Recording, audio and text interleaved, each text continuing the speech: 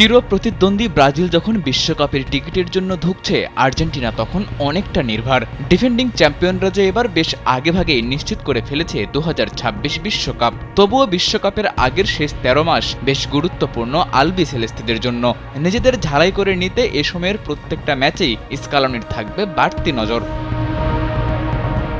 তবে আর্জেন্টিনার সবচেয়ে আলোচনার বিষয় ছিল লিওনেল মেসি কি খেলবেন 2026 বিশ্বকাপ। স্কালোনি কিংবা মেসি কোনো পক্ষ থেকেই সোজাসাপটা কোনো উত্তর কখনোই পায়নি ভক্ত সমর্থকরা। তবে জানা গেছে নিজের পারফরম্যান্স ভালো থাকলেই বিশ্বকাপে খেলতে চান মেসি, অন্যথায় তার আগেই আসবে অবসরের ঘোষণা। ওয়ালটন আবারও মিলিয়নিয়ার অফারে ওয়ালটন ফ্রিজ কিনে আপনিও হয়ে যেতে পারেন মিলিয়নিয়ার। ইন্টার মায়ামির জার্সিতে মেসির সময়টা একেবারে খারাপ না, কিন্তু ক্লাব আর জাতীয় দল তো আকাশ পাতাল ফারাক। তাই তো বিশ্বকাপের আগে প্রস্তুতিতে মেসিকে দলে ডেকেছে লিওনেল স্কালোনি।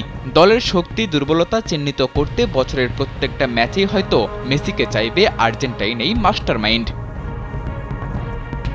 বিশ্বকাপের প্রস্তুতিতে আগামী মাসে দুটি ম্যাচ খেলবে আর্জেন্টিনা, একটি 6 জুন চিলির বিপক্ষে, অন্যটি 11 জুন কলম্বিয়ার বিপক্ষে। চোট কাটিয়ে ফিট মেসিকে পাওয়া আর্জেন্টিনার জন্য বড় সুখবর। তবে মেসি আর্জেন্টিনার সাথে ম্যাচ খেলেই ফিরবেন ইন্টার মায়ামির ডেরায়। 16 জুন ক্লাব বিশ্বকাপে আল আহলির বিপক্ষে মাঠে নামবেন তিনি। সব মিলিয়ে মেসি ভক্তরা আগামী মাসে বেশ অনেকটা সময়ই বিশ্ব ফুটবলের সবচেয়ে বড় এই তারকাকে মাঠে দেখার সুযোগ পাবেন। মেসি ছাড়াও স্কালোনি আর্জেন্টিনা দলে ডেকেছেন 20 বছর বয়সী দুই তরুণ, আলেহান্দ্রো গার্নাচো এবং ভ্যালেন্টাইন ভার্কো। দুজনেই নিজ নিজ ক্লাব ম্যানচেস্টার ইউনাইটেড এবং রেসিং স্ট্রাসবুর্গের হয়ে সাম্প্রতিক সময়টা বেশ ভালোই কাটাচ্ছেন। সেই পারফরম্যান্সই মূলত স্কালোনির স্কোয়াডে ফিরিয়ে দিয়েছে তাদের জায়গা। দক্ষিণ আমেরিকা থেকে সবার আগে বিশ্বকাপে জায়গা করে নেওয়া আর্জেন্টিনা পয়েন্ট তালিকায় আছে সবার উপরে। 14 ম্যাচ শেষে 10 জয়, 1 ড্র ও 3 হারে আর্জেন্টিনার পয়েন্ট এখন 31।